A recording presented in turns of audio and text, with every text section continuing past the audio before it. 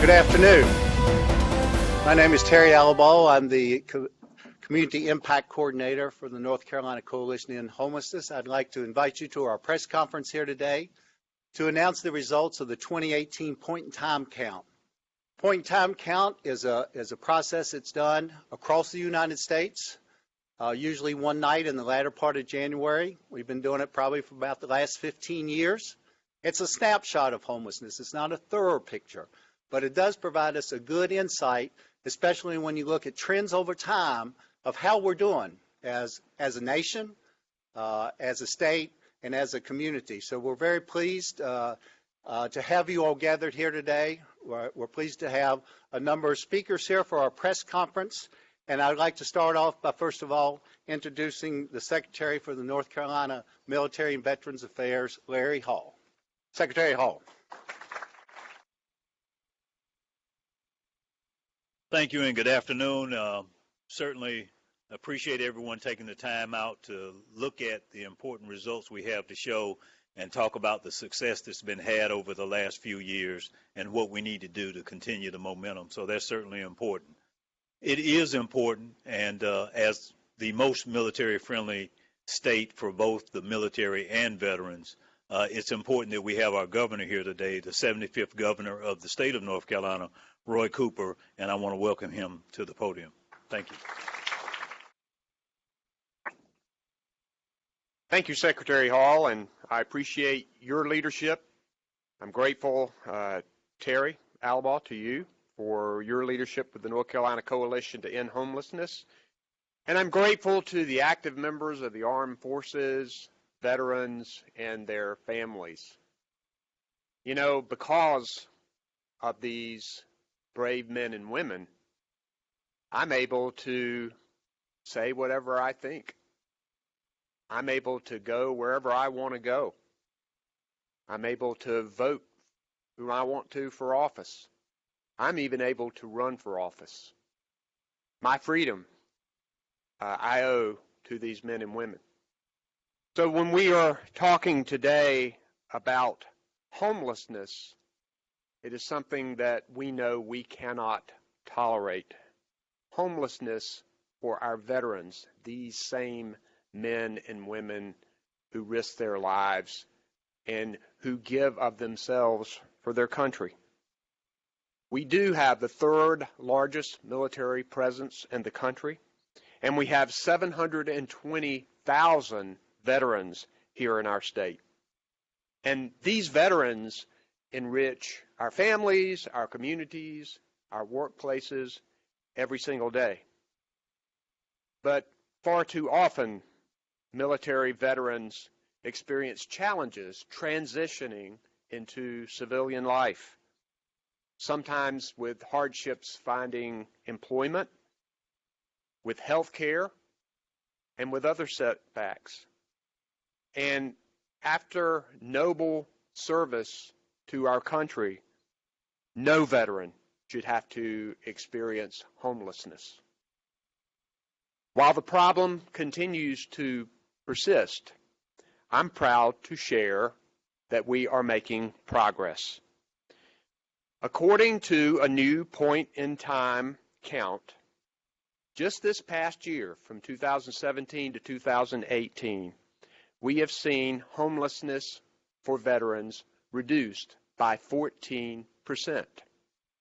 We have also seen a 27% drop in the number of veterans experiencing chronic homelessness while struggling with disabilities such as serious mental illness, substance abuse disorder, and physical disability. And overall, we have seen a decrease in veteran homelessness by 31% since 2011. These positive data points are the result of statewide efforts by many of you working on the front lines. I appreciate all of you facing those challenges, and I applaud your effort. Your dedication and commitment to the vision that no veteran is without a home in North Carolina is inspiring, and I hope that that will continue your good work and we will continue to support you. I also commend the members of Operation Home Task Force for their leadership to increase state resources and coordinate efforts to end veteran homelessness. These results mark an important step forward in our fight to end veteran homelessness, but we must continue this trend. Every month, close to 200 veterans need to be connected to permanent housing to exit homelessness, and we need to keep up the pace. The task force has been exploring options, and I look forward to their recommendations. Our state has truly earned the title of most military state in the country. And as governor, I am committed to maintaining that reputation for our service members, our veterans, and their families. If we work together, we can achieve better outcomes, and we can make sure that we have a North Carolina that works for everyone. This effort helps toward my mission statement for North Carolina, and it is simply this. I want a state where people are better educated, where they're healthier, where they have more money in their pockets, and they have the opportunities to live a more abundant and purposeful life. Veterans deserve this. Thank you very much.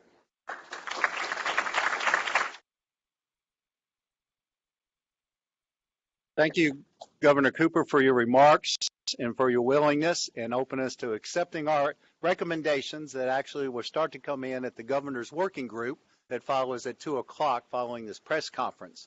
Today is a series of events around working to end veteran homelessness. This morning we had a 2-hour mini summit with people from across the state who are working the front lines, who are the people perhaps most responsible for making this downward trend possible over the last 7 years and the great results we've had over the last year. So I would like to ask them all to either stand or wave their hands who are at the mini summit. Would you please? Stand up, please. Let's honor them.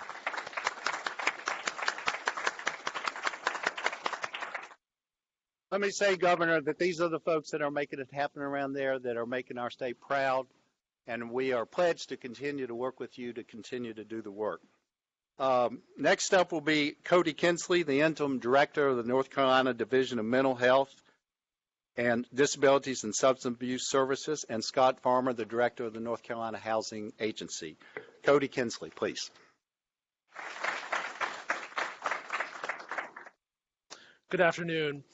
The Department of Health and Human Services and the Division of Mental Health, Developmental Disabilities, and Substance Abuse Services is incredibly proud to be part of this initiative and to support the lives of veterans in North Carolina. And it's absolutely thrilling to see the progress that we've made on curbing veteran homelessness in this state. I want to thank, as Terry pointed out, the numerous partners that it takes to get this work done. This is truly about neighbors helping neighbors in every community across our state. And it's what we deserve, it's what our former servicemen and women deserve from us, and it's what we're committed to doing at the division. The research is absolutely clear that having access to safe housing, nutritious food, and transportation has a lasting impact on people's lives.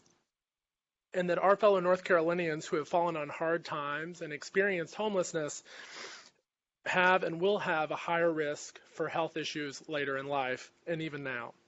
On top of that is especially true for homeless individuals and veterans that are struggling with a mix of physical and behavioral health issues stemming from the service that they gave to our country. Our veterans fought and served for our freedoms. And as North Carolinians, I know that we won't miss the chance to reach out a helping hand and help those with the supports and services that they need to pull themselves up. At the Division of Mental Health, we recognize that reducing homelessness is incredibly hard, and it requires us bringing all of our services and supports that we can bear with the many partners in this room to the table.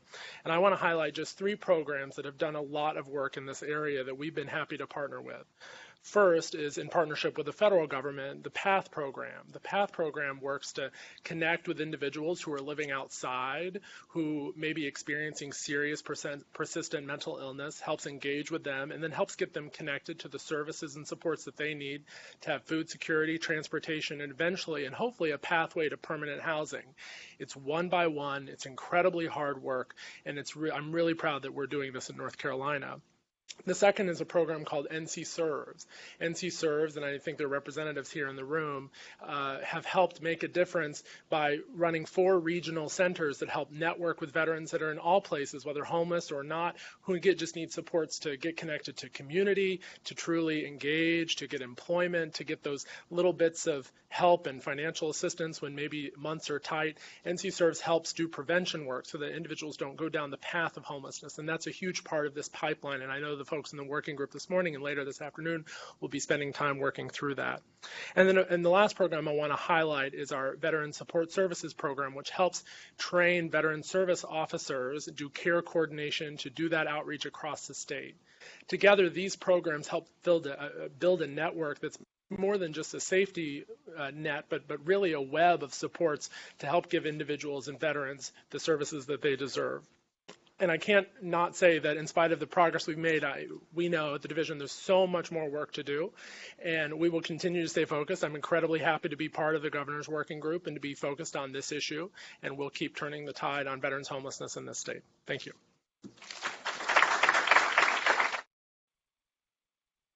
Thank you. It's an honor to be here today with Governor Cooper and many of our partner agencies that we work with across the state. The North Carolina Housing Finance Agency is committed to working with partners across our state to serve those who have served our country by increasing housing options and ending veterans homelessness. We also know that housing stability leads to better health outcomes and significant cost savings. Through the Landlord Incentive Pilot Program, we're helping the NC Coalition to End Homelessness and 4 local organizations recruit landlords to rent to veterans experiencing homelessness. The program's aims is to get more of our veterans into safe, stable, permanent housing by reducing the financial risk to landlords and offering incentives for successfully retaining those tenants. This is a program that we started out of the Operation Home Task Force. It's something we're extremely proud of, and we're anxious to see the results of this. It's been out for about 6 months now. It's gathered a lot of interest here in the last couple of weeks, and we hope to see it go forward in good stead in the future. We've also helped veterans through investments in rental and supportive housing. In just the last 3 years, more than 700 veteran households found stable, affordable apartment homes in our housing credit developments. Through our supportive housing programs, formerly homeless veterans with disabilities now live in homes that provide access to crucial support services. Another way to reduce homelessness is by providing resources to keep families in their homes. For veterans who are homeowners, the North Carolina Foreclosure Prevention Fund provides counseling and assistance to veterans as they transition to civilian life. The Foreclosure Prevention Fund helps struggling veterans pay their mortgages while they look for work or complete job training. So far, we have helped more than 420 veteran families avoid losing their homes to foreclosure. We also have helped veterans with disabilities remain in their homes by financing rehabilitation and accessibility modifications. Emergency repairs can make a tremendous difference for veterans with lower incomes by correcting housing conditions that impact life, health, and safety, while accessibility modifications can allow veterans who have sustained injuries or become disabled to remain in their homes and in many cases avoid costly institutionalization. Tough word to say. North Carolina has a long history of welcoming veterans, and we remain dedicated to ensuring our veterans are able to secure and retain quality, affordable housing. Thank you.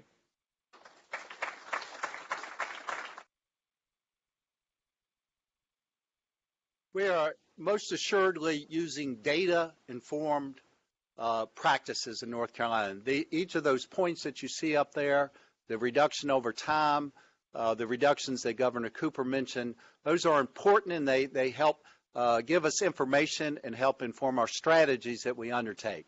But you all know that this is much more than data. Each one of those 801 represents a person with a story, and it's those that we're concerned about. Many of you all know those individuals, and so we thought it very important today to have someone speak to you all who has had that lived experience of homelessness, and to have him comment on what this data points say to him today. So please welcome Michael Bishop, and he will be followed by Denise Newnaber.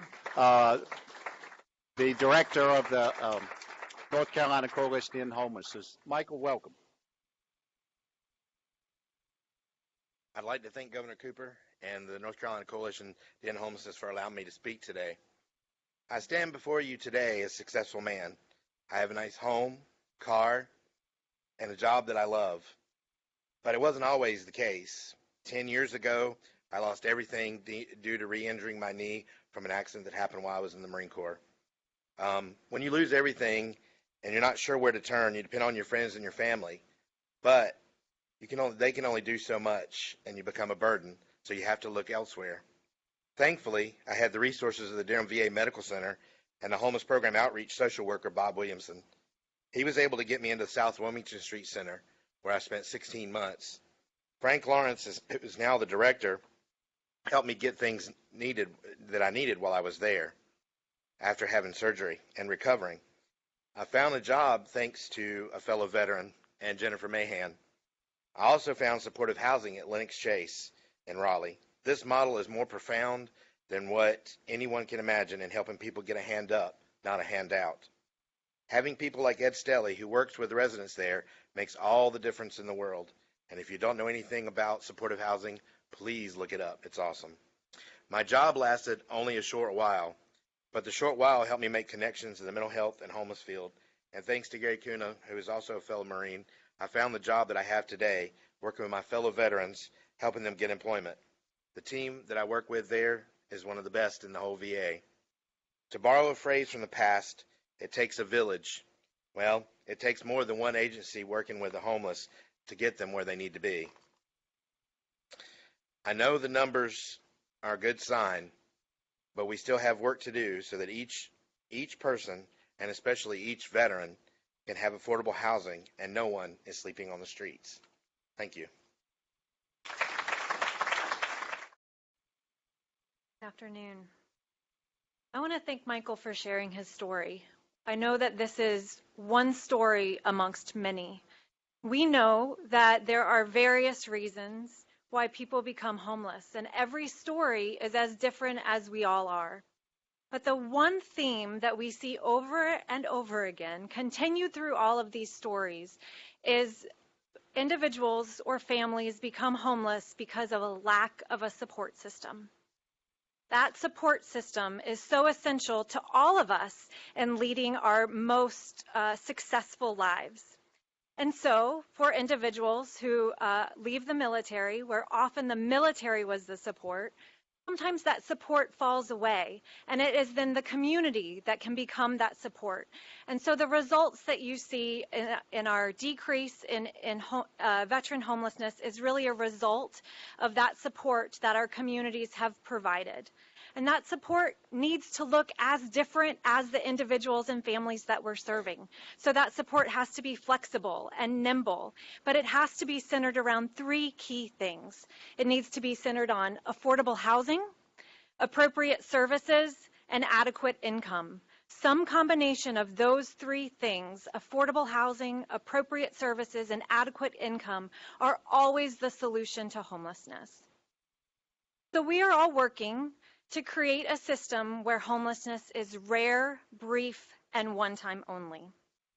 We have evidence that we know what works. We know how to provide that correct size of assistance. We know the partners that need to work together. We're learning how to coordinate better, and we know exactly what to invest in. And so this is a call to all of us as a community to make sure that we are providing the support that every veteran needs to move out of homelessness, and to make sure that that our system creates a place where veteran homelessness is rare, brief, and one time only. I think when I started this career, I think back to when I started out believing that we could end homelessness. One of the very first individuals that I worked with was when I was on a street outreach team. And he was camping in the woods. He was a Vietnam vet. And any resource that I attempted, this very naive 19-year-old, attempted to bring to him, he turned his back on. And it was a difficult place for me to understand that while as a community we sometimes see homelessness as a choice, it's not actually an individual choice.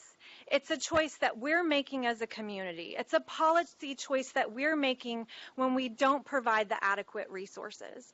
And so I think often we concentrate too much on the individual and the choices that they're making instead of thinking about the choices that we're offering and the type of assistance that we give. And I am proud to say that we have really changed our system to really focus on what is it that vet wants and needs. And I'm proud to report that that very first vet that I came in contact with is now in housing because we decided to offer something different. So I thank you all so much for your work, and we invite everyone to be a part of this community to make sure that we are offering the support that our vets need.